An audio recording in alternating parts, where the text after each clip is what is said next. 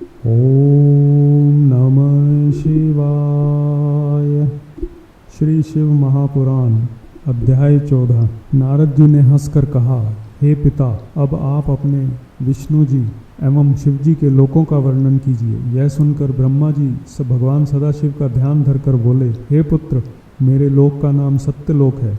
इससे ऊपर विष्णु जी तथा शिव जी के लोक हैं, जिन्हें वेद तथा पुराण परम धाम कहकर पुकारते हैं। सत्यलोक के ऊपर वैकुंठ लोक है। यह 16 करोड़ योजन की परिधि में चौकोर बसा हुआ है। उसमें रत्नों से भरे हुए स्वर्ण मंदिर, बाग, उपवन तथा कुएं आदि सर्वत्र सुशोभित हैं। इसको स्वर्ग भी कहा जाता है। हे नारद, अब मैं तुमसे उस लोक का वर्णन करता हूँ जो स्वर्ग से ऊपर है और जिसे स्वामी कार्तिकेय लोक कहा जाता है। वह लोक 64 योजन की परिधि में चौकोर बसा हुआ है। उस लोक के सभी घर रत्नों से भरे हुए हैं। उस लोक के स्वामी कार्तिकेय हैं, जिन्होंने तारकासुर का वध कर देवताओं को आनंद प्रदान किया था। वे भगवान सदाशिव के पुत्र होकर उन्हीं के पद पर विराजमान हैं। हे नारद, उस लोक के ऊपर शक्ति लोक है। वहाँ संपूर्ण सृष्टि की माता जगदम्बा आदि शक्ति निवास करती हैं। वहाँ इंद्र आदि देवता जगन माता की सेवा करते हुए उनके चरणों का ध्यान धरते रहते हैं। हे पुत्र, तुम्हें यह जान लेना चाहिए कि इस सृष्टि के संपूर्ण प्राणी उन आदि शक्ति की कृपा से ही ठहरे हुए हैं। वे जगदम्बा भगवान सदाशिव की अर्धांगिनी हैं। उन्हीं के अंश द्वारा मेरी पत्नी ब्रह्माणी विष्णु जी की अर्धांगिनी लक्ष्मी एवं स्वाहा,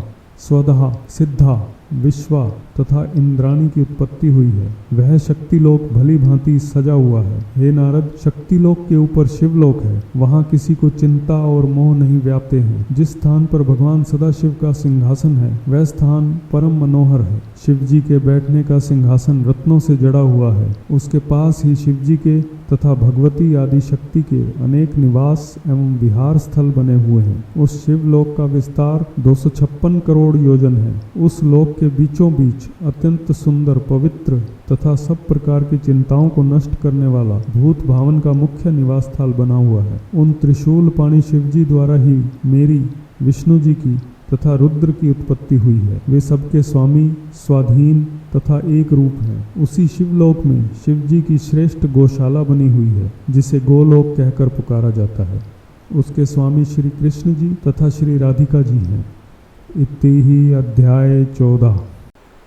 कर्पूरगौरं करुणावतारं संसारसारं भुजगेन्द्रहारं सदा वसन्तं हृदयारविन्दे भुवन् भवानी सहितं नमामि।